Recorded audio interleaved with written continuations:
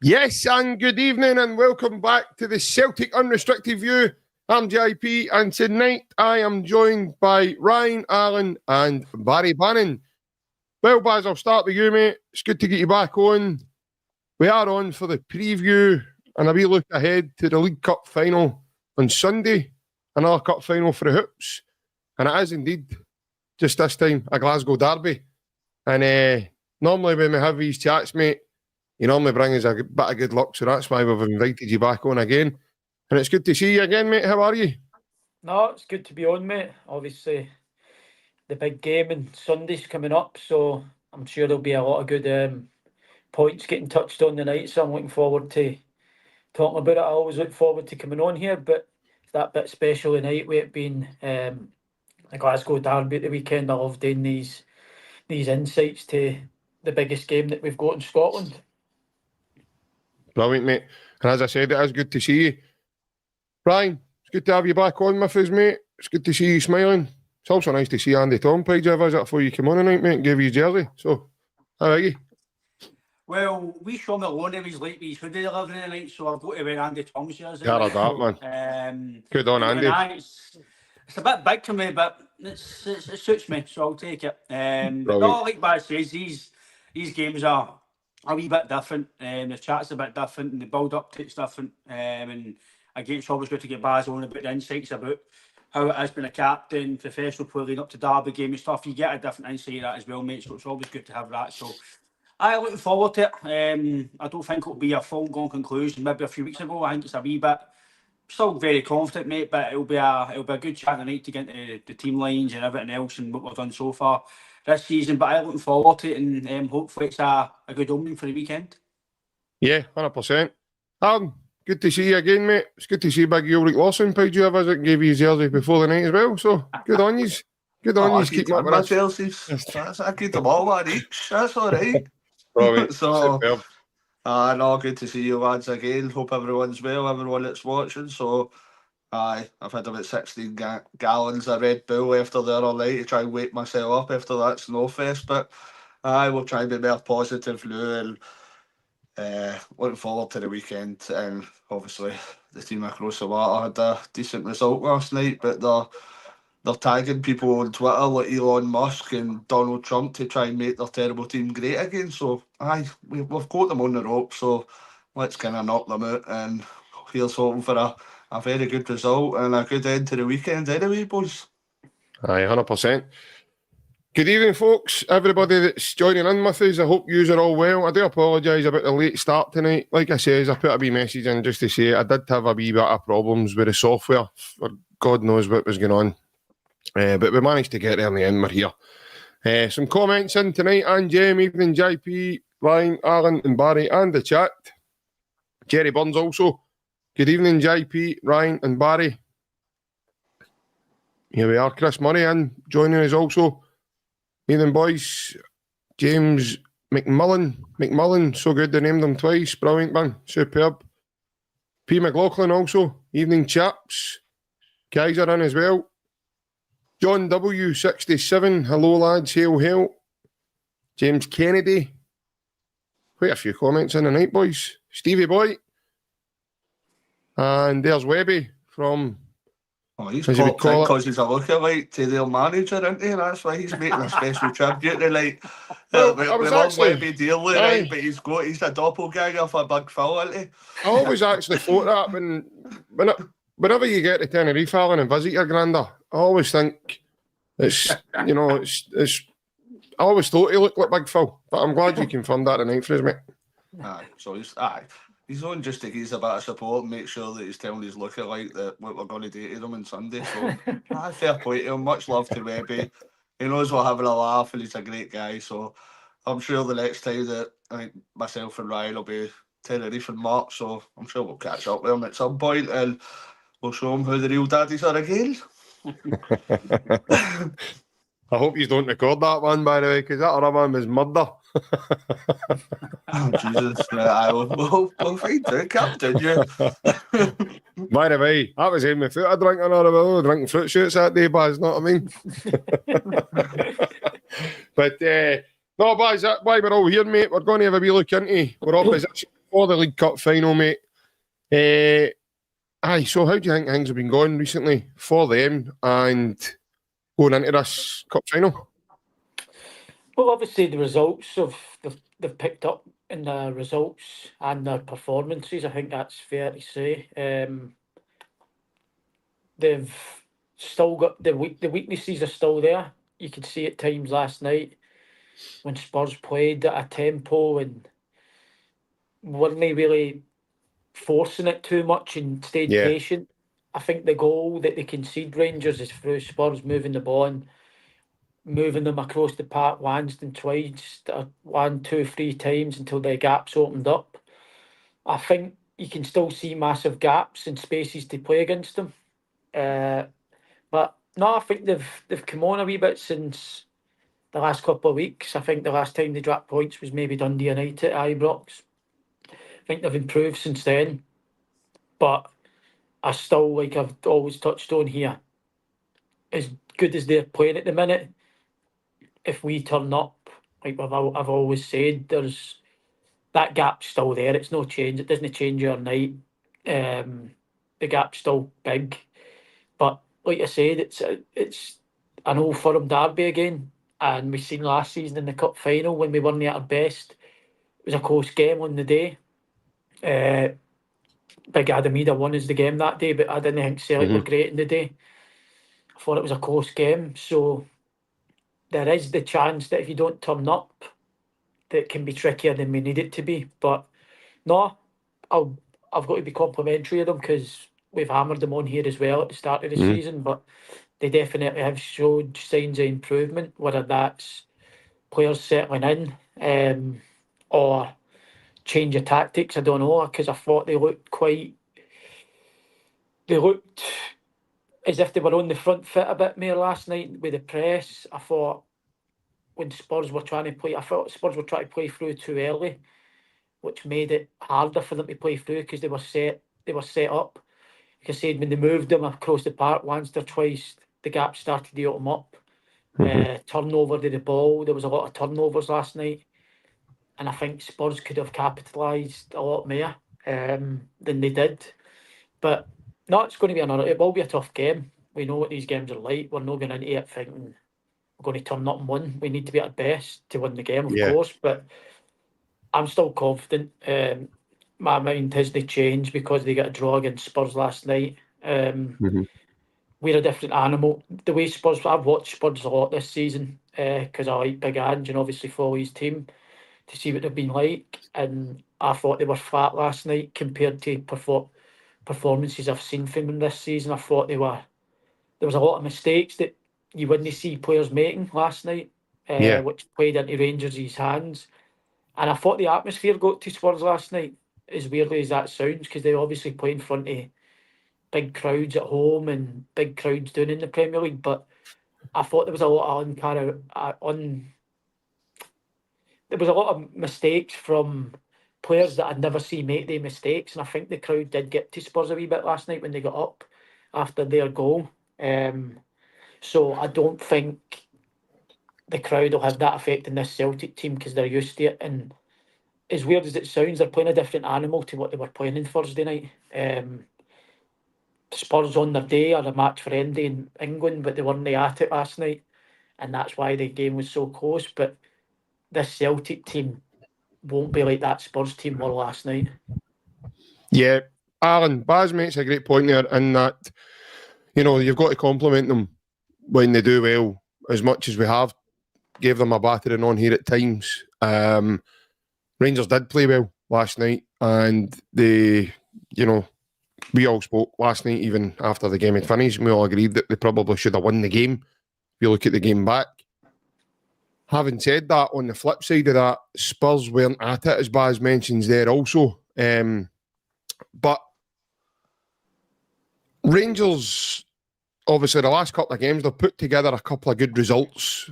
But do you think it's so early, Alan, that, that now there's some narratives being spun about, the Rangers are back and this is happening and that's happening, and I heard today that the Rangers are coming, and I've been hearing that for years, and we're all still waiting, to be fair. So what one do you think it is? Do you think they're hitting form at the right time, or do you think this is just a wee spell that they're going through?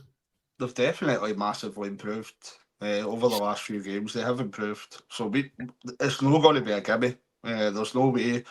I agree with Barry, and we have discussed it a number of times, that if we play to our optimum, then 9 times out of 10 we should win. But football's a funny game as well. Well,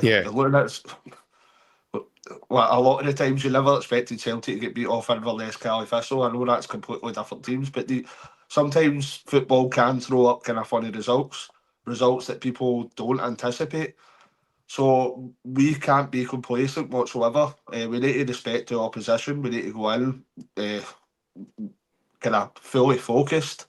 I believe that Brendan and the team will do that, and I think we're still in a very good place, that we're deserving favourites. I think if you look at the form that Celtic's been on throughout the season, the capabilities that we've got within our squad and our first 11, I think it shows that there is still a gap, but we need to make sure there's no complacency. We get in here kind of fully focused, because I think any mishaps at all, they'll be full of confidence at present. Obviously, they've seen how badly they've started the season, but the last kind of run of games, they have come into some sort of vein of form. So they'll be going into this kind of fully confident, think that they'll be able to kind of win that cup. Yeah. We obviously think otherwise, and we believe that very strongly. But as I say, I think the main thing is that we need every player to be on his game, and we need to be fully focused. I think if the full kind of Celtic team turn up the way that we know they can play, then I think we should be able to take that cup back, and with a couple of goals, I think. But we need to kind of concentrate ourselves and make sure that we're at the best of our abilities for the game on Sunday.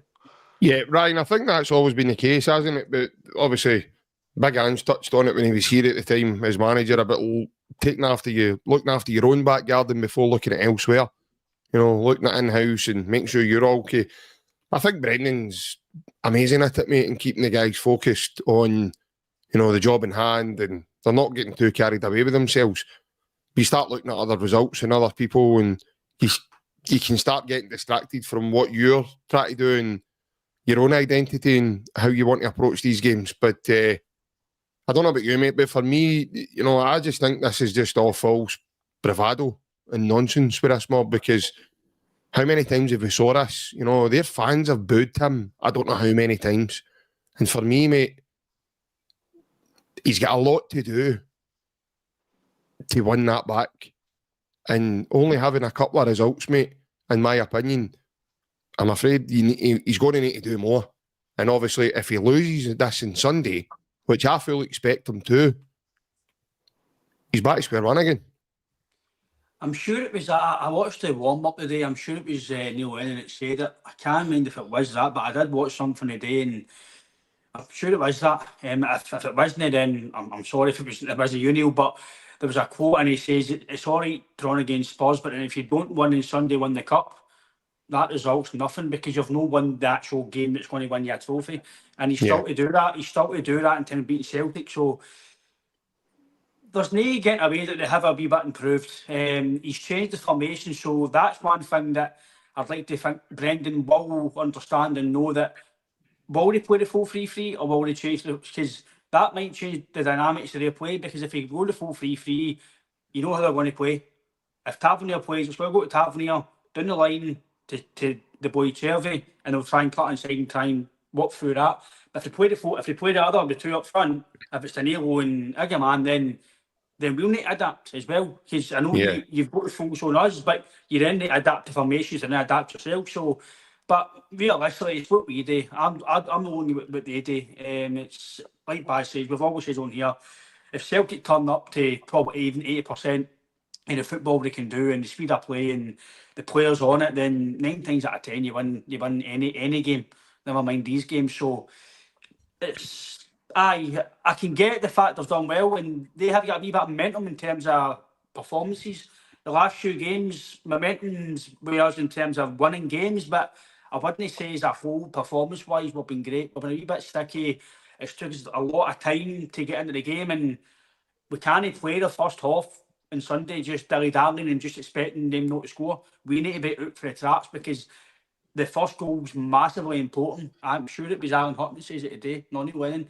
He says, whoever gets the first goal in these games, 89, 90%, you win the game because the first goal is vital. So if we get the first goal, then you'll be pretty comfortable that you'll go and see the game out. But if they get the first goal, as much as we are still good at going and winning games and you're still confident you only get a goal, the way they are now, their tails will be up and they'll not be slipping away as what they normally have because they have got a wee bit better. So for me, it's all about getting the first goal. If you get the first goal, then I don't want to see you be quids in, but you'll be I think you'll be comfortable because these players thrive when they're in front and they keep going and they keep going and they go for more goals. But you can't go into this game thinking it's going to be an easy game or a 4 or 5 because it's a cup final. 9 times out of 10, cup finals are won with a goal or 2. It's all right, this confidence, we want to win this and do that. Listen, we've got the ability to do it, no question. It could be an onslaught if we are bang on it. It could be, but I think it's going to. I'm actually looking forward to the game. I don't get nervous for these games. I look forward to them because they're good games and as a neutral as well, they're good games. So, but I'm really confident we'll get a result. But I think it stems on as well who they play as well. If Tavernier plays at right back, then I think they're in trouble. If Sterling plays, then they're a wee bit more solidified at right back, and his pace he's quite quick, so he could match my head in terms of a wee bit of pace. So it'll give me something to think about. But if he plays Tavernier, then I generally believe that's the game. I think that's at most personally because I think Tavernier he's actually their strength, but he's actually their weakness. He's good at deliveries, he's good at going forward, but he's actually, you look at all the goals against Rangers and Celtic, he's at a lot of fault for a lot of them. So I don't think he'll play. I think he'll play Sterling. I don't think he'll play Tavernier. But if he does, then I think a few Rangers fans will be a wee bit, I think they'll be a wee bit shaky before the game. Yeah, 100%. But as obviously being a captain yourself and, and obviously knowing Callum McGregor also as you do, mate, how important is his role in this? Because we've spoke many times about this and, some of these lads, well, the nucleus for me in this team now are more experienced in this fixture. So is it predominantly down to just Callum McGregor to keep these guys on the ground? Or do you think, mate, there's enough in that dressing room and there's other leaders obviously helping Callum to get in about maybe the newer lads to say, look, this is one of the games you can't let it get away from you. You need to be involved in it. Don't let the game pass you by. No, well, the majority of them know now. They've already played Rangers earlier on in the season. So everything that you've done for that game, it won't really change. I don't think that Celtic team will be too worried about what happened on Thursday night across the water. That Celtic team will be concentrating on themselves. They've got nothing to worry about. The only thing they've got to worry about is that they turn up themselves. They don't need to worry about what's going on across there or we need to be up for it and back. Because, as I said, McGregor's done it a million times and played in these games. We've played already this season, beating 3-0. So the squad know what an Old Firm game is. They know what it's about. Obviously, it's a one-half this time with it being a final. Some of them probably have they played in a final against them, but it won't change. The mentality is always to go out and win every game. You've heard Brendan say it, whether it's Champions League or it's Ross County, the mentality stays the same. We're expected to win the game, no matter who it's against, and that's the same thing on Sunday. It's your rivals, but the mentality stays the same. The way of playing stays the same. If you do that to your best of your ability, we know 9 times out of 10 we get the results when we turn up. So there's loads of leaders in there. You've got Kasper Schmeichel, who's just in the door, looks as if he's leading for the back as well. Alistair Johnston's at the armband, Carter Vickers, Greg Taylor. There's loads of leaders, but it's important that you don't get too carried away with the actual hype surrounding the game, and you just focus on it's 90 minutes again against a team that are trying to beat you. Yeah. It's different for us as fans, but at the end of the day, for them players going on the park, it's 90 minutes, same game. Obviously, there's more to it because it's people's livelihoods at stake as well. Like, obviously, you want to send your fans home happy, and we know in Glasgow it's that extra bit because it's life or death for some of us fans. That's how harshly we treat it up there. But they'll know that. They know that. They know it for the first derby game, so they'll be up for it no matter what. And as I said, there's loads of leaders in there now, and we're lucky that we've got a lot of players who have featured in these games, and that could play a part because they've got a lot of players who are probably playing for the first time, or I know Egan Man and people like that who came on the last game, but to be actually starting in a cup final at Hampden is going to be another different occasion for some of them, and a big occasion. You've seen the Spurs players go under on Thursday night. I thought they went under, and that's experienced internationalists. So for 18, 19, 20-year-olds, Clement keeps saying he's got a young team. He keeps mentioning it after every game. Well, that could play a part on Sunday. A wee question for P. McLaughlin for yourself, Baz. He says, ask Barry if it matters a jot or not that we've had 2 extra days in terms of preparation for the cup final, and the fact that Rangers obviously had that game last night against Spurs. Does that come into play, mate? It will play a part because you can be up for it as much as you like, but once you're out there, and they done a lot of running last night, you seen towards the end of the game that they were tiring the last 20, 25 minutes. They had to make changes because players were starting to tire. Celtic have had probably 48 hours rest on top of them, so that could be a big part of the pre-match team talk for McGregor, to start fast, go out the box and test them to see if they're feeling the effects of Thursday night. Listen, it's an old firm game. You're going to be bang at it. Both teams are going to be bang at it, but that's mentally you're going to be bang at it. Your legs can tell you otherwise. You know what I mean? After 30, 40 minutes, you might be starting to feel the pace of it. Celtic are hopefully come out the box fine and show that they've had that extra 48 hours energy rest on them. So it can play a massive part. But like I said, Celtic need to be firing for it to play a part, because if we come out the box slow and let them get settled, they might grow into it and start enjoying it, and then your brain starts telling you, I'm all right here. But Celtic are all over you first 10, 15 minutes. That's when mentally you can start to think, we're probably not ready for this. We've played Thursday, they're up for this. You can start to play mind games with yourself, so that could be a big part of the game on Sunday. And I think, I'm not 100% sure because I'm not in the camp at Celtic, but I think that would be a massive, massive point for me as captain, would be to confide, making sure my players knew that we've had that extra rest on them to come out the box fire and try and catch them cold. And do you think that's something they'll spoke about, Baz, as well, and like as a collective? 100%. We've had it times this season where we've played on Tuesday night. I think we've got it the more, actually. I think Oxford played Wednesday night, we played Tuesday night, so that's something that we've looked at. And that's only an extra 24 hours rest on top of them. So just any little edge that you can get.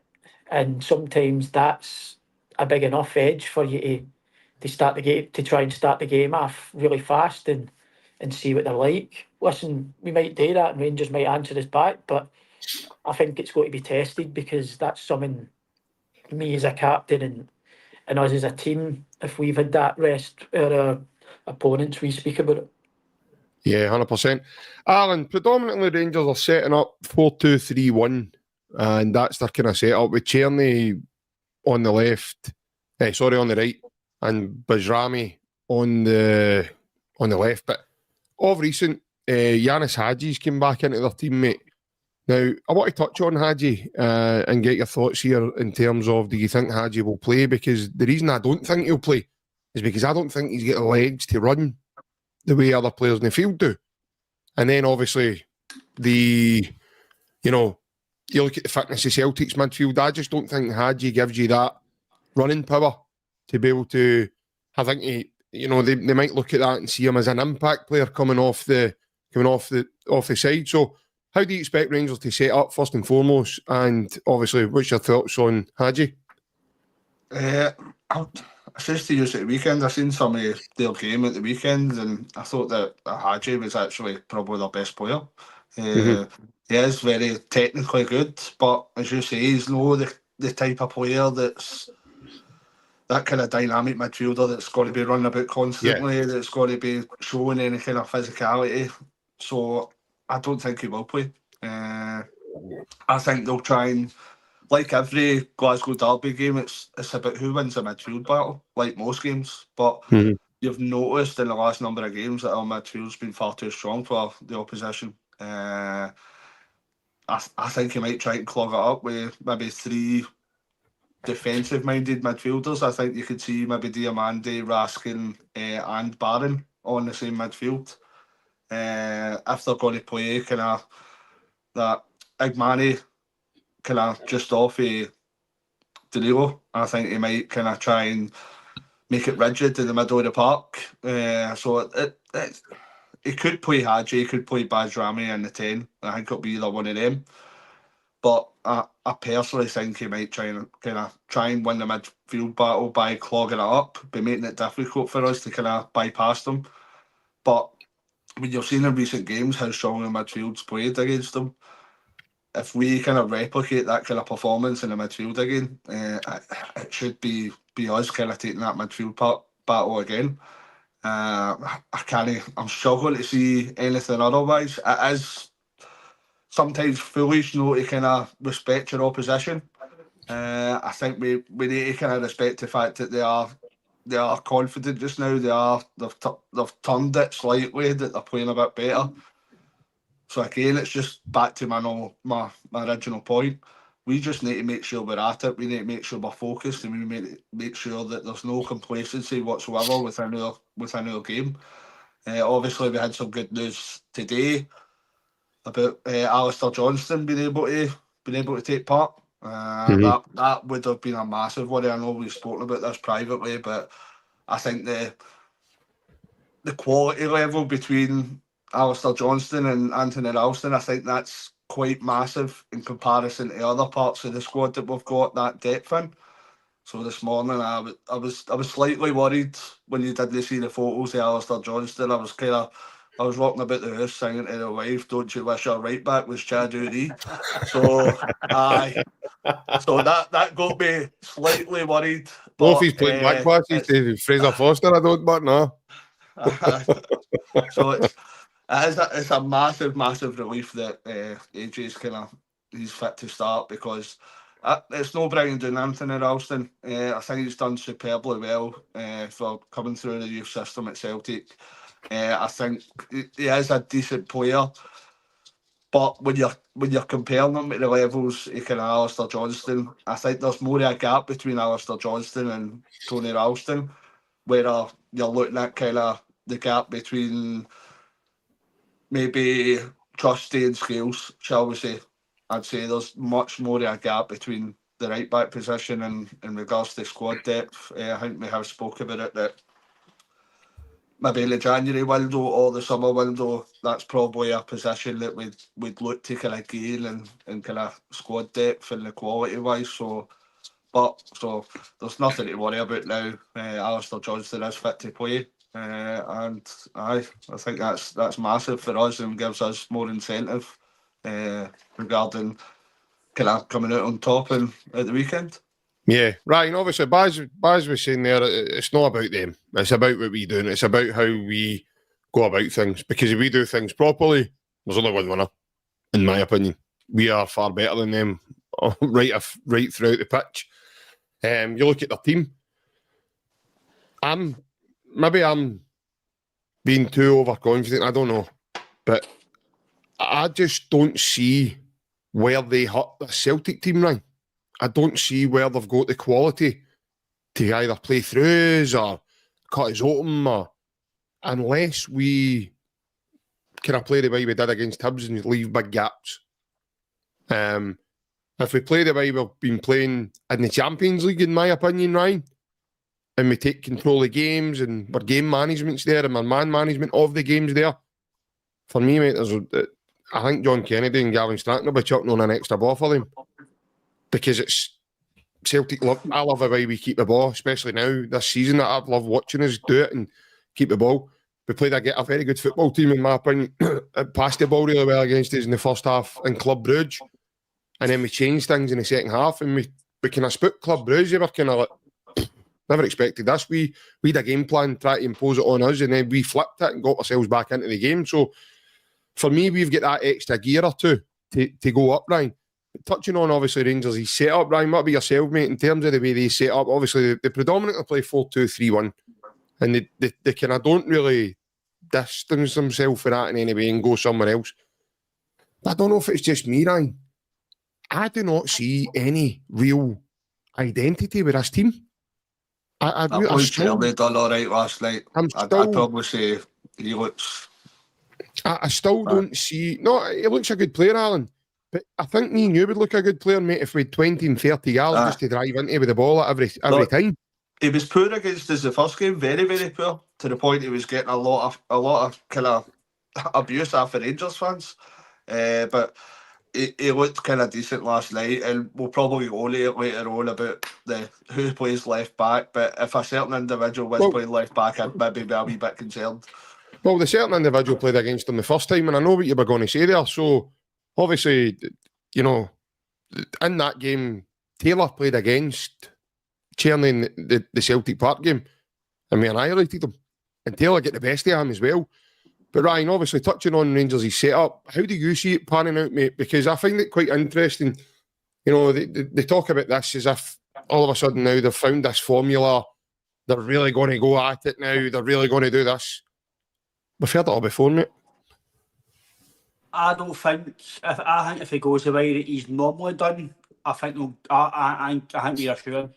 If he goes and plays 3 defensive mids, I think they've got no chance, because then you're scared. You're putting all your onus on defending, and you can't do that, because you'll never win football when you're doing that, because you still need to go and attack. I think he'll go the way they've been playing. I don't see why he would change it. They've getting success with it the last few games. I think he might go 2 up front with Danilo and Higman. I don't think he'll change, because, to be fair, he's not got anything to lose here. I personally feel, because we're the best team at the moment, we're flying high in domestic. We've obviously spent some money on Ida and Engels and stuff. Hold on a minute. We're not the best team at the moment. We are country miles the best team all over. For me, the pressure's on us, because we're the favourites. We're the best team in Scotland. We've got the best players. We need to get the cup back. I know they're the favourites and they're the cup holders, but he's got nothing to lose. If he wins, he's going to be lauded because they've got a trophy, and if he gets beat, they're going to get abuse. So it's us. We expect to win them on Sunday. It's us that expect. So it's us. It's down to us to then go and perform. It's not for me. I would agree with that. Yeah. I don't think they'll set up defensively. I think if they do, then I think we're assuring, because I just think we'll back them down, and the midfield battle's key. And you've got McGregor there, who's 9 times out of 10 he bosses these games. You've seen it in the game at Ibrox, where they gave him the freedom at Ibrox and he was different class. And I think if he gets that in Hampden, then he'll have a absolute minefield in that midfield. So I think Bernardo's got to play as well, because I think Bernardo gives you legs. I know Engels does that, but I think the experience of Bernardo in these games, he's scored in it. He's done well in the final last year. He helped us win that with Adamir's goal. So I think Bernardo's a key player as well. I like him a lot as well. So the left back situation is going to be, I don't want to say a dilemma, but it's going to be a question for the manager to decide, because you're talking about he's wide open. Greg Taylor cannot play at right mid. He's a left back. He's not right mid.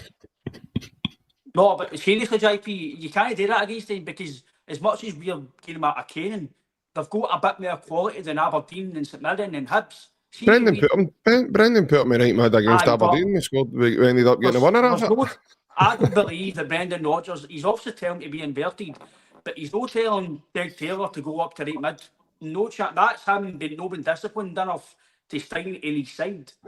I go inside. See if you go into flash scores and you look at the team lineup that goes to Greg Taylor, underneath his name it says free roll. Aye, 3-1. I The think His heat map players on at a home zigzag. would he might actually Honestly. see the because of match of Zorro. experience. He might play Taylor because of experience in these games. And to be fair to Greg Taylor, he's not done too bad in these games. To be fair to him, right, I'll give him his due on that. He's done okay majority of the time in these games. He's always had the kind of the measure. But the thing with Taylor is because he's got Maeda in front of him, it gives him that leeway. But Taylor, for me, is more defensive. I think he plays the ball back all the time. I like the simple play, but sometimes you need to play it forward. And what Valley gives you is, as soon as he gets the ball, he wants to go forward. He wants to go direct. He wants to go forward and play the ball and get the play moving. So it all depends what game the manager wants to play. Does he want to be patient and build up for the back and do it quick that way, or does he want to just get the ball and put it forward right away? So that would own the sense of how he plays left back. But on what Alan's saying as well, I spoke about it probably quite passionately the other day, and it's all right saying Ralston engages all for years and stuff like that, but there's getting your own, and there's been good enough to continue playing with Celtic, and the gap's night and day for Johnson and Ralston. Again, the guy's done amazingly compared to me in my career, but Yeah. I think if we want to progress the football club, I know it's for the Scottish quota and stuff, and he's done well for the youth, and it shows you that there's some sort of youth pathway at least. I think as a football club, we need to start to look better more than Anthony Ralston, because we're not going to improve as a club. Like you're saying there, Aaron, we've all spoke about it. If AJ is injured, we're all, what else has got to turn up? Is he going to do what he done as soon as he come out against Zagreb and kick the ball to the park? Do you know that not beat Chipper, beat serious. That's the truth. I'm thinking back to that moment, and I'm trying to think to myself, what exactly was he dating? What was in his head at that moment? It's pressure as well. So we might be under the caution some parts of the game of Sunday. So if he's playing, what's he like under pressure? Is he going to kick out the park? Is he going to misplace a pass? So against Hibs, you're saying that for me, JP, we're still vulnerable at the back. As much as we've got Trusty and Vickers and we've got Johnson, we're still vulnerable at the back. We've seen it against Zagreb, who didn't do much against us. Nearly scored 2 goals against us in the burn in the game. Hibs, we should be 2-0 down after 15 minutes. So we've got that vulnerability at the back, but I think this season, Ryan, we've been solid defensively, mate. We've only conceded 4 all season in the league, mate. But we're being solid. If you look at data and you look at the league table and you look at the clean sheets, we've been solid. But the Hibs game could have been 2-0 after 10 minutes. So it's the things where you need to try and stop the silly mistakes. I agree with that one. Because if you don't stop the silly mistakes, as much as I don't think they're great, if that's that more close to water, that's 2-0 they're doing last weekend. I know, but that wasn't Trusty and Carter Vickers, was it? That was Scales. No, but Baz, I was actually going to bring you in this, Baz, in terms of the way you set up for these games. It's a different mental state you put yourself into to get into these kind of games as well, isn't it? In terms of everything's got to be crisper, everything's got to be sharper, that wee bit quicker, and your speed of thought's got to be quicker as well. 100% speed of thought, because these games seem to be, it's like playing fast forward when you're playing derby games. Even though you go back, watch the game afterwards, and you think, what was that? I've had loads of time there. When you're on the park at that time, you don't think that you've got as much time as you've got. Whether that's emotion getting the better of you, it happens to everybody. We're all human, do you know what I mean? So you can see why sometimes the start of games are so frantic, and you think, Celtic have started slow here, but they've not really. They've not settled yet. They're trying to. They've not got into a rhythm. They're just trying to get up to the pace of the game. So these Old Firm games, especially, it feels as if you've got no time to settle. Crowd are up, loud. No panic. It's a wee bit of panic, but it's no panic. It's just you think everything needs to be done quicker than it does, and it doesn't really. And you can see the good players in the Old Firm games over the last few games. Callum McGregor being the prime example, always loads of time in the ball. That's a skill. That's not just luck. That's actual skill of whether it's he's played in loads of them and he doesn't have that effect on him anymore because he's used to it, or whether it's just his ability to not feel pressure in pressurised situations. It could be loads of things, but it is a different. It is. I know I've said earlier that it's another game, but as I've said before, emotions are a lot higher for these games. You're more up for it. And even though we're expected to win every game, no matter who we play, but this one's different because if you get beaten this game, people are on you. You could have been the best player all season. Like, for example, Nicholas Kuhn, if he don't turn up on Sunday and we get beat, he's going to have people slating him Monday morning, Sunday night, because that's what these games are like. All the previous games before this get forgot about. And that's what I know Ryan was saying, that the pressure's on us. They've got pressure. It's the same for them. Because it's the same for both fans. If you lose this game, it doesn't matter if you're 11 points clear or you're 11 points behind. If you get beaten this game, everyone's forgot about. If you won it, everyone's forgot about for them. Like Alan said at the start, if this is a chance to turn their season, they won this on Sunday. They're not going to be thinking the next day, oh, we're 11 points behind. They're going to be celebrating. So it's like Ryan said, I don't get nervous for them anymore. I'm looking forward to it. I know what our team's all about, and I know 9 times out of 10, touch wood, our team have turned up for years now in these games and won them comfortably. So I can't see it going any other way on Sunday. I know we've touched on our defence. I think that's going to be a massive difference from previous Old Firm games this Sunday. They're going to have it hard to break that back line down because they 2 centre-backs are arguably the best centre-back pairing that we've had for a while now. I know we talked about the Hibs game, but it wasn't Carter Vickers and Trusty. They can do everything. They're strong. You can't run away from them because they're quick. They're good in the ball. So they're good in the air as well, both of them. Good in the air. This Rangers team going to find it difficult. And the goalie added into that, because when Rangers got success last season and pressed Celtic at certain spells of Old Firm games, it would go back to Joe Hart and we'd kick it and panic and kick out of play. This goalie on Sunday that we've got in goal, he's not kicking out of play.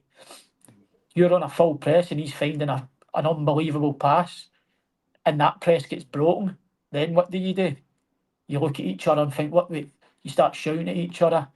And then you sit in and you camp in and you don't go and press again because you know that the goalie's capable of breaking your press with one pass. So they're going to come up against a different Celtic team because last season, no disrespect to Scales, but right now at this minute in time, he looks as if he's a good bit behind Austin Trusty in terms of quality. The goalie, I thought Joe Hart was brilliant. The goalie's definitely better than the goalie was last season, as in playing out for the back. So that press that they were doing last year and getting success with at certain parts of the game, I don't think it'll work on Sunday because we're better again at playing out for the back. Yeah, Alan, I think that's a big positive for Celtic this season, isn't it, having Kasper? Because as I've said on here many times, mate, he passes the ball at a midfielder. So people can go and press him. And you look at the Aberdeen semi-final, and we're all chatting after it going, thought he was going to lose the ball, but he had it calculated and he just zipped it right to AJ and knew what he was doing, and he's got that kind of that touch to do it. And Ryan, we've been at games, mate. You sit behind the goal sometimes when he's there. You see him up close. He's just unbelievable, Alan, at doing it.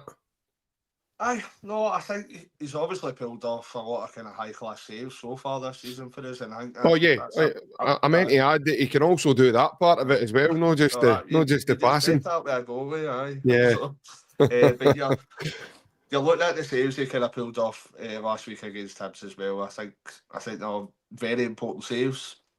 Myself and you, JP, we spoke about it.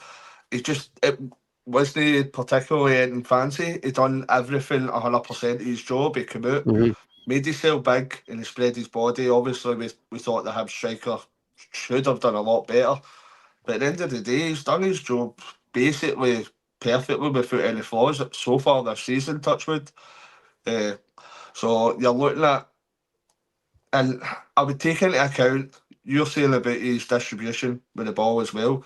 What I've noticed a few times when things are maybe not going perfectly well for Celtic, you see him just as much as Callum McGregor getting a hold of the players, being that voice in the dressing room. Obviously, Barry will be able to get into that further, but he looks like that extra voice that we maybe need just to back up Callum McGregor as well. He's there, and he's giving out the orders as well. He's giving out the support. He's letting the players know exactly what they should be doing. So I think overall, he's had a massively important part to play so far this season in all aspects, with the normal kind of goalkeeping saves, the distribution, and the way he kind of impacts the dressing room as well, and the players on the field, because he's given them that kind of, shall we say, organisation and boost of confidence as well. Mhm. So overall, it has been a massively important signing for us, and let's hope he continues to do so, including Sunday. So Yeah. we don't want to jinx somebody saying he's doing perfect and then something happens. So let's hope he continues to do so on Sunday. Yeah, Ryan, touching on Kasper's many qualities, mate, not only can he play out and he's good at that, but you look at the Club Brugge game, I thought it was immense, mate, when he pulls a full team in. It's not even Callum McGregor, it's doing it, it's him. He pulls a full team in as soon as we concede that OG. And he's kind of talking to them as if, right, lads, you know, we're not quite set where we should be in this game yet, but let's not get too fucking bogged down. Let's get in about it and let's build ourselves back into the game. Mate, that was exceptional leadership there and then on the field, you know. And I think Baz is bang on, mate. There's that many voices now round about Callum. Callum's now got his own wee network in there helping him out. Yeah. So he's maybe not having to do everything himself as he maybe did in the beginning. He's obviously got James Forrest, who's been through the role for years at Celtic. He's played in these games. He's probably not going to start on Sunday. He might not even come on Sunday, but he'll be there. So he's going to be a massive part of the dressing room. You've got Kasper, you've got Vickers, who's played at a good level as well. You've got AJ, who's Pints captain Canada. That my old man's actually still my fun. That's what I was going to actually mention. But what I like about him is with Joe Hart, sometimes I know Craig Gordon was the exact same. I like it with Daz, Ryan, stealing thunders. My dad's on the dial in the Monday night, man, and he does it with me constantly now. It's brilliant, isn't it? Joe Hart was the same, Craig Gordon was the same. You're told that on the instructions to play for the back and try and play it to the full backs and play it to the centre backs and play out. But what I like with Kasper is if it's no one, he just boots it out the park. If it's Joe's head or a corner or a side, he boots it out, and that's experience as well. I was critical of Joe Hart sometimes when you were maybe like 1-0 up, even nothing each with Real Madrid, and he's rushing to get the ball and he's doing silly things. I'm thinking, Joe, just put the ball away or take your time. But Kasper, you can see his experience and you can see he's still playing, obviously, with Denmark #1 and where he's came from with Anderlecht and playing, obviously, with Leicester and stuff. I agree with Baz in terms of it's no down on Joe Hart, because Joe was unbelievable for us. He was a leader. He was such a professional on and off the park. But Kasper's just I want to say a wee bit classier in terms of goalkeeping, his experience. I know Joe Hart's been experienced, but the wee things like you mentioned there with Kasper, that's just proper experience. He can see that it's not going well here, and his lads come in and it's whatever he says. But I think he's brilliant, JP. I thought it'd have been a good signing, but I wasn't sure about him being a #1 longer term. Of course, because he's age, but now you see him, I think we're all probably saying stay another year, Kasper. I know he's got an option in his deal for them to obviously activate that clause, but I think that's maybe something we could do. But I think in the future, I would like to see Sinisalvo at some point, because we've not seen him. We don't know how good he is. Maybe the cup game against Kilmarnock, maybe that's a game to maybe play him, or maybe at home against United or something like that, a game to get him in, because we've not seen him, and it must be hard for him as well, knowing that he's come in and how good he is, and he's sitting like, I have no chance here. But again, on the goalkeeper, mate, he'll be vital on Sunday. And one thing that he'll be vital at as well, I think, on that press where, say, the ball does go back and we do beat the press, you get a goalkeeper. If your full-backs are wide and your wingers are wide, all he's got to do is think that, and you're on the attack right away. So that's what he can do as well. And that's, I don't know if you feel on that, Baz, but I think that's another difference. I know Joe Hart done it, but it's the speed that Kasper does it for me, mate, that gives him that edge of Joe Hart. No, he's come in, and obviously, like we said, we're no hammering Joe Hart here and saying he was an unbelievable servant for Celtic. Was a massive part of the changing room as well. You could see the boys all respected him and didn't want him to leave, but it's just happened to be that we've probably brought in a better goalkeeper all-rounder. Maybe no as big a character in the changing room, because I thought Joe Hart was, like you said, really, really well liked in the changing room, and his experience of being at Man City and places like that. He played for England's number one, so he did have loads of experience, and players look up to people like that. But I think Kasper is alive. I've played with Kasper Schmeichel at Leicester, at Leeds when I was younger. He was quite young at the time as well, but he was still a big influence and he was a voice in the changing room there, and that's come back years and years ago. So he is Was a he good leader. with the ball there, Baz? Was it, sorry to cut in, mate, was he good with the ball at his feet then, or is that something through years he's just developed? Nah, he's always been good with the ball at his feet. Right. Always. Okay. Obviously had a massive kick as well, could kick it miles, but was very good technically with the ball at his feet. Hated losing. We used to do a vote for the worst player on Friday, and he used to have to wear this mad bib that had everything on it. Like, we used to write whatever, the worst player in the world on this bib, and he refused to wear it. When they wear it, we voted it. Like, he wasn't the worst player in training, but we knew that sometimes the vote was tactical and it would get to people, so you would vote them just to get them angry. And he refused to wear it. So he obviously had that competitive edge and didn't like losing and training and that, and you can see that. So he's took us up a notch. I know we're speaking about a goalie being good with his fit. That's how mad football is now. We're speaking about goalies' technical ability with the ball at their feet, but as Alan touched on, he's made some big saves, and it's probably harder for him to make saves at Celtic because it means his concentration levels need to be top notch, because he hardly gets worked sometimes in these games. And when you're called upon, you could easily not be at it or not be switched on. But that's the type of goal he is. He's switched on constantly, and when asked upon, he's pulled off some great saves. But I've been really impressed with the two in front of him. Obviously, I know what Carter Vickers is like, but Austin Trusty's been brilliant since he came in. I think he complement each other so well. I've been probably surprised a wee bit with Trusty, with how good he is in the ball, and how probably more for a mental, like how he's come in and dealt with the occasion he played for a big club like Celtic. I thought he's took to it like a duck to water. So long may that continue, because I think, like we touched on, we conceded 4 goals, but even in Europe when they two have started, I think they've had a few clean sheets in Europe now. 2 maybe, Atlanta and the other night. So they two are starting to forge a very, very strong partnership, and that gives you a chance when you're not conceding goals and you've got the quality that we've got and the team further forward, you've always got a chance of winning games. Yeah, 100%. Alan, obviously, Baz touches on Austin Trusty there. He's came in for a $6 million fee, come in against Falkirk. Ryan nearly jumped off the Kingston Bridge. Didn't know what we'd signed. He was running about Paisley Road West saying, oh no, the dizziness. Or that part. But Austin's just, I think he's growing all the Celtic fans as well. But he's an absolute colossal, a man at the back. I mean, he's solid.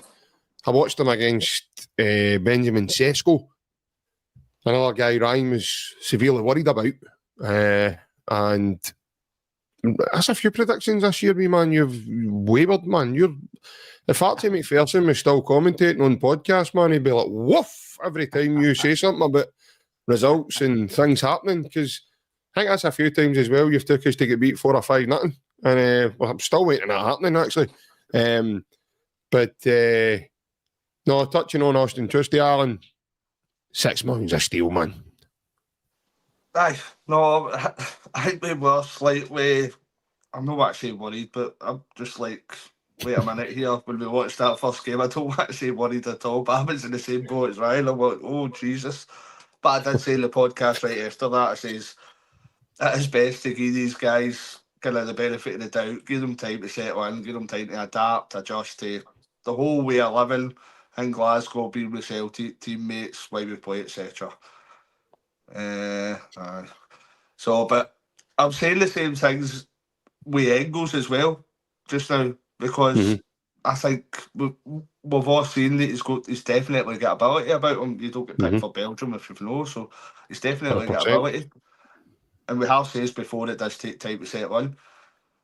Luckily enough, I think it only took 1 or 2 games that Trusty's played to properly settle in, and after that he's just come on kind of leaps and bounds, and he is looking like that first choice kind of with Carter Vickers as the centre half. And I think you thought that kind of be Scales and Carter Vickers, didn't you?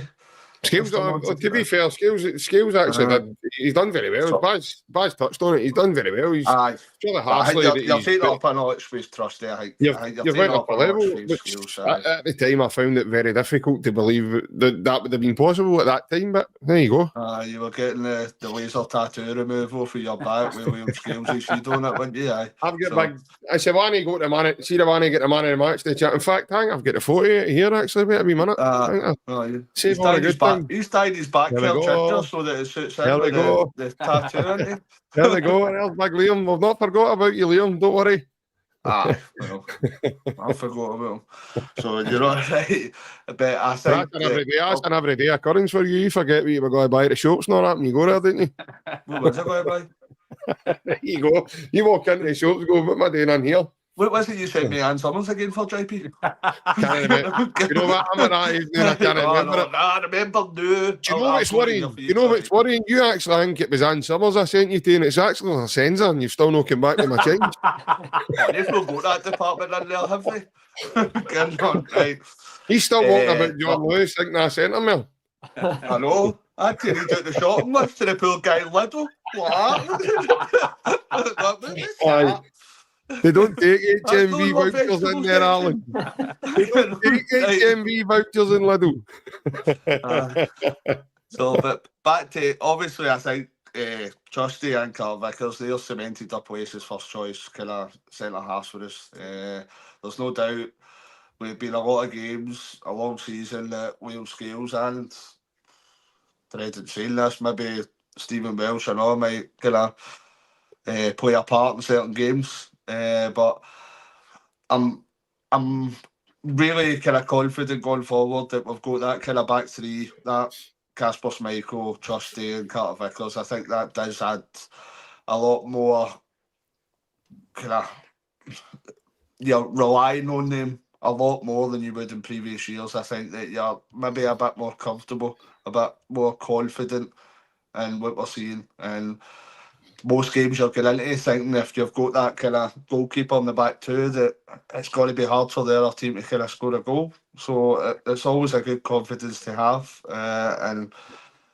I'm hoping that that kind of prediction's true on Sunday, that we keep another clean sheet, and as long as we score at the other end, then it's bring that trophy back home.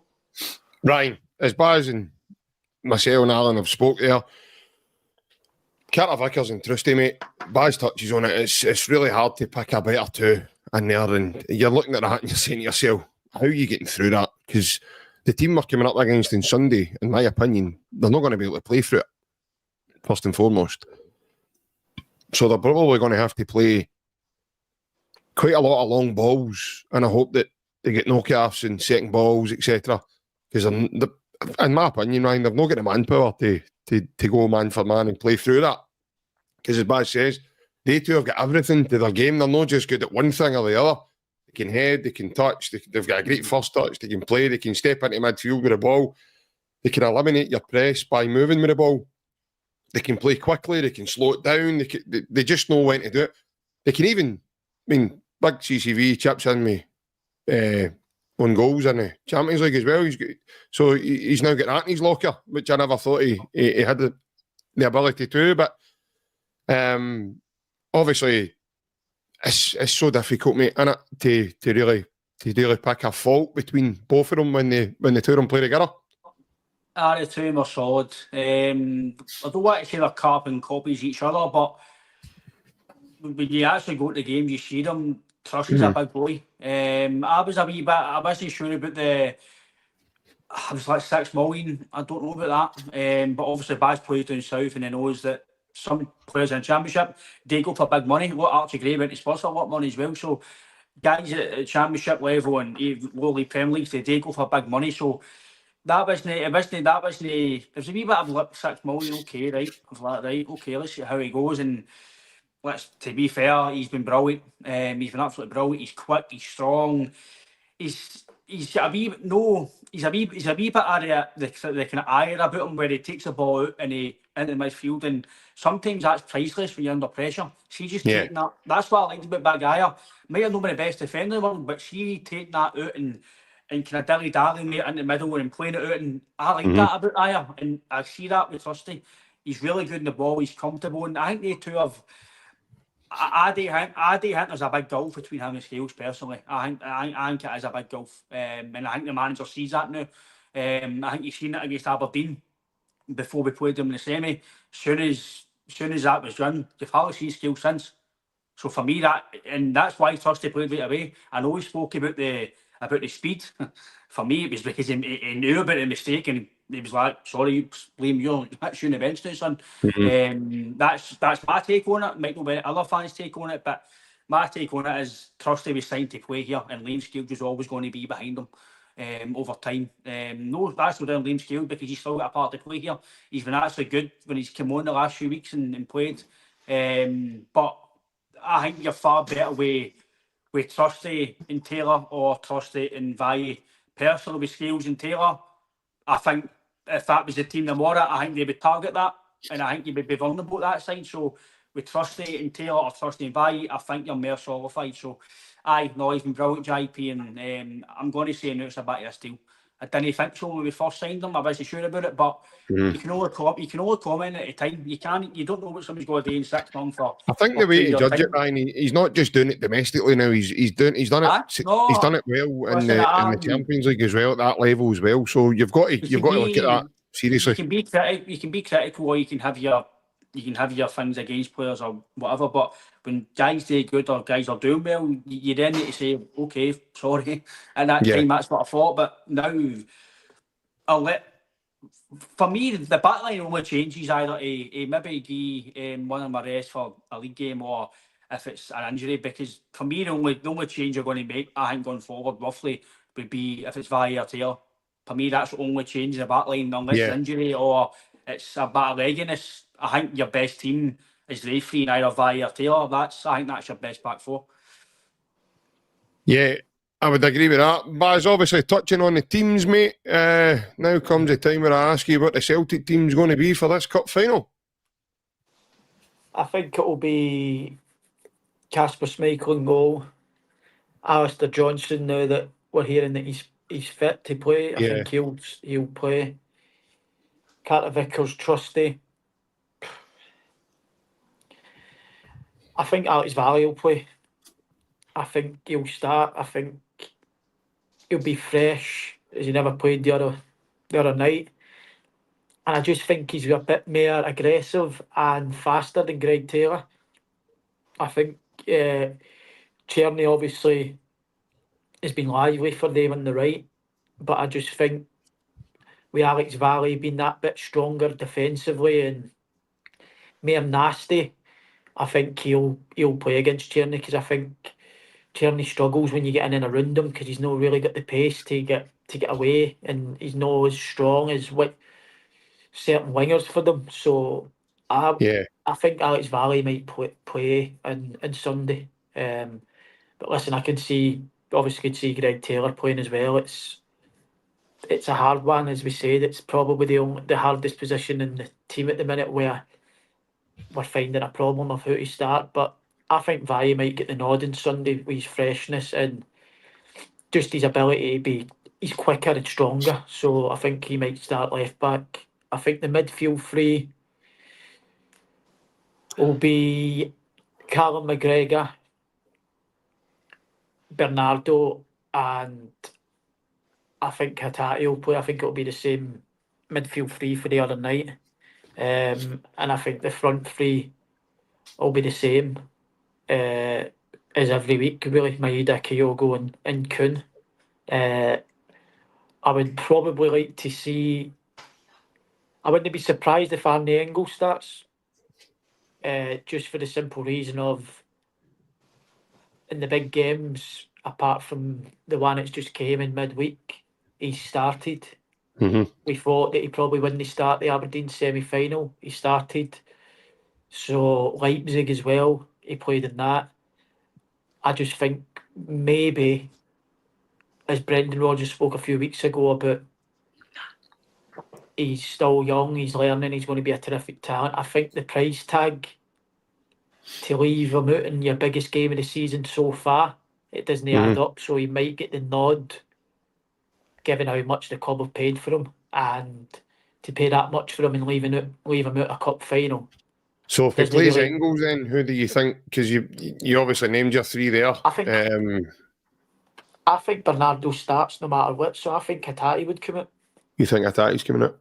Okay. If Engels plays, I think Hatate would come out. I think Bernardo has showed enough in the recent weeks, and he's got more dig than the other. I think he's got more dig than the other two as well. Which Yeah, his made it a cup physicality's final. better, isn't it? His physicality is a lot better. His positional strengths as well. You can see sometimes Hatate gets drawn forward and doesn't get back, whereas Bernardo is more on the...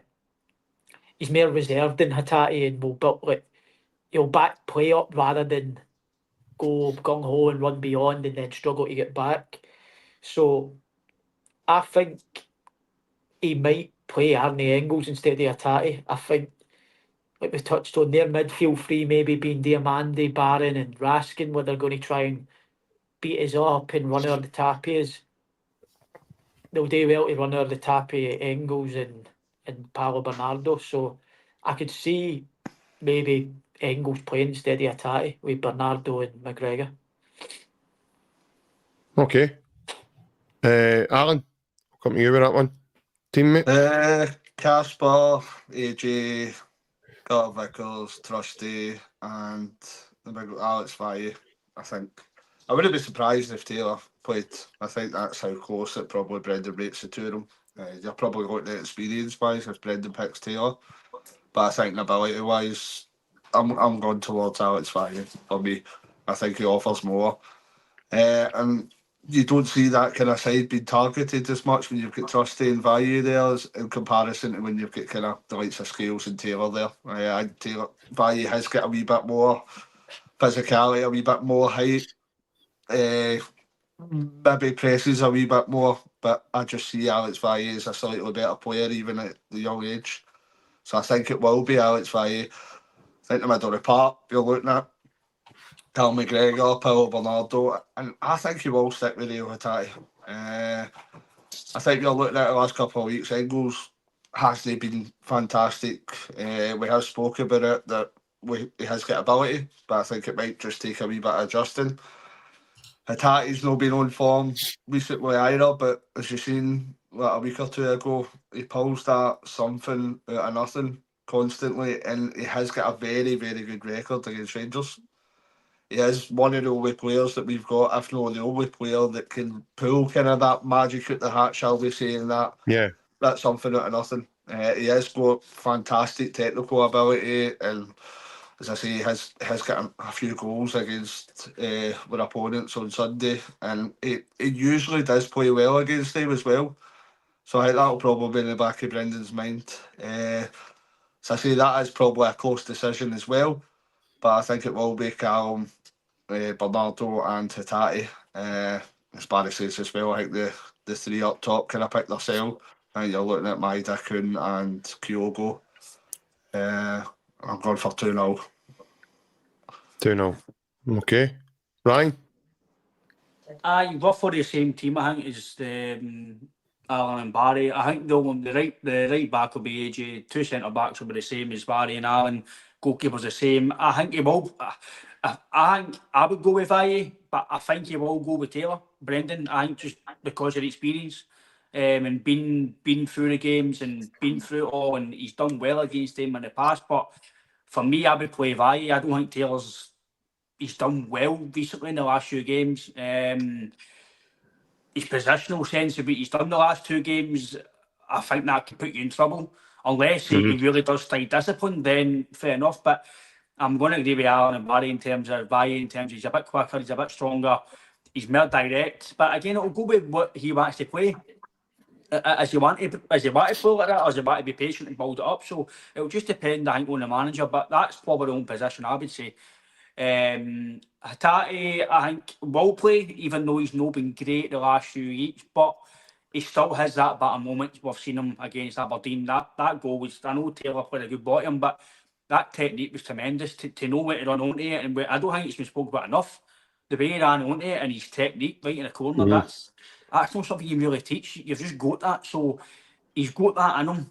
His ball retention has to be better, because that we will get punished for that with better teams. But what he gives you when he's good, he's good. So Bernardo and McGregor and Hatate, I think, will play. But I can then go with Baz as well. I didn't even think about that. Any big game we played, Engels has played. So that's a shout as well. And this is the biggest game we've had so far. So £11 million, is it a game where it could be where it kicks him, gets a goal, or he does an amazing pass, and then that's him. That's him, a full Celtic player now. I think Paul Lambert said that a while ago. I'm doing a podcast. I think he says the game, I think we beat them. I can't remember what the score was, but he scored that volley. He says he was hopeless until then. He scored that goal and says, I've never looked back. He says there's moments like that can change as a Celtic player. So Engels could play. I'm not really bothered who plays in midfield, because I think no matter what, like Baz says, I think they'll have too much energy and too much strength. And Engels, I think the only thing that might get him in the team is his running power and he's in that side, his power. But what Hatate gives you going forward, it's that better class. So I'm going to go with Hatate, and then I think the forward 3 picks itself. Kyogo, Kuhn and Maeda. I'm actually expecting a bit for Kyogo, because he's not really done much the last few games. And for me, I don't know what you think on Baz. I know when we're finishing up soon, but I know like he does not play much to get a lot of goals. But the wee man's, I think he's only got 5 or 6 this year. I don't know exactly what he's got, but for me at Celtic, I think if other people are scoring goals, then the goals aren't coming for up front. So I think we need at least a 20-goal strike at Celtic. So if we're not going to get that halfway to, I'm not saying sell them or anything, but January or summer, surely I think we need to start looking at maybe somebody to come in, not replace them, but to at least give them competition. Jesus, Ryan, that's for the team lineup, man. That's the greatest work of address you've just gave us, man. Listen, I want Hatate to start. I'm not saying I want Hatate to start, but I could see Brendan doing the route of Engels playing in stadium, because I think the physicality side of things in the middle of the park, but as in running power. But I think the game for Hatate is perfect, Old Firm games, because as I spoke about earlier on, the way it being frantic and people not giving you much time in the ball and you not thinking you've got much time in the ball, I think he's one of the best at looking after the ball by using his body in tight situations. And I heard Johnny Hayes speaking about him after the Aberdeen game in the punditry, saying he's so strong, his actual upper body, try to get him off the ball, he's solid to get off the ball. So I think he's perfect for the Old Firm games, because it's tight and people are always trying to get on top of you and win the ball off you, and he uses his body brilliantly to get away from people. I think at times in certain games this season where teams are in a low block and he'll try that pass, as he sees as if he's been getting the ball away. But I've said before, he's a risk taker. So I want Hatate to play. And as in the Kyogo, I think he hits 20 goals easy. I know he's on 5 or 6 at the minute, but we've seen for him he can go on a run a hat-trick 2 the next week. I've got no worries about him.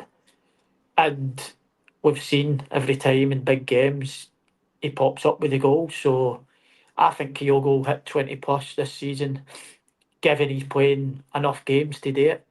We've obviously got Adam Ida there as well, who hopefully gets a good run of games as well. But I'm confident that Kyogo, with the amount of games that he's getting at the minute, if that stays that way to the end of the season, he'll get the 20 goals that we're talking about with Van. Yeah, Kyogo's quality. But we were on the other night and I put my neck on the line maybe with a shout with Kyogo, and I've said he's the best we've had since Henrik. So I rate him highly.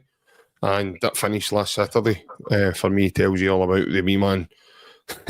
He doesn't even need to win again for about 80 minutes, man, and he can just, that's what he's got. He's got that in his locker, and before you know, he scored 2 goals, and Jack Butland's picking the ball at the net again, and, you know, as Peter J.K. says in the courtroom, party's over, and that's it, and we're all singing, we're all dancing, but no, I think the team will be Kasper Schmeichel, AJ, CCV, Trusty, and I think Greg Taylor will play, folks. I really do, because he's Celtic's #1 left back, and that's been demonstrated now many times with Brendan, even since Alex Vai's came in. So I think that's the reason. And not only that as well, we spoke there, obviously he's got great experience in this fixture, so I think it'll be Greg Taylor, unless he's got a knock or unless there's something wrong.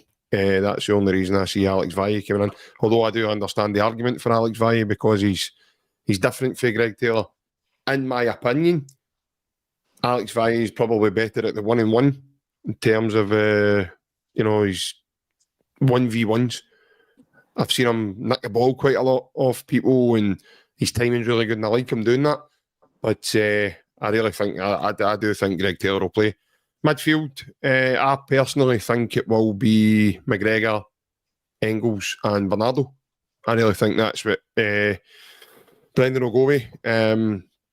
I agree with comments I've seen, and, you know, I think the best thing that could maybe happen to Rio just now is becoming a finisher for a game or two, just to give him that bit of a, you know, change.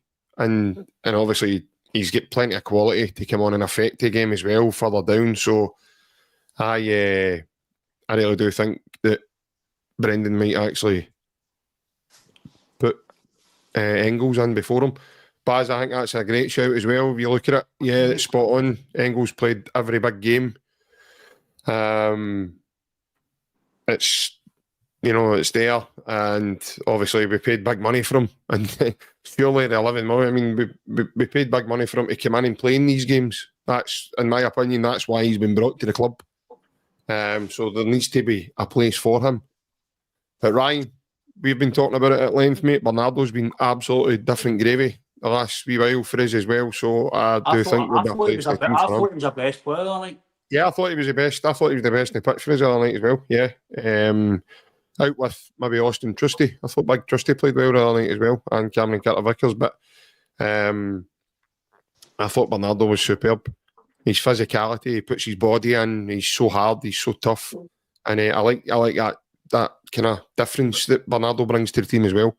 He's also very technically gifted as well. He can play, he can shoot, and I just think that's where we are now, folks. I think we're totally blessed, and we've got, in my opinion, we've just got lots of different firepower, and we seem to have lots of different answers for what teams will set up against us, and we've got a proactive manager who's tactically aware as well also, and he can change games as he sees it. You know, took him 45 minutes to get to grips with Club Brugge, but he made the change. He brought on Alex Vai, put him higher.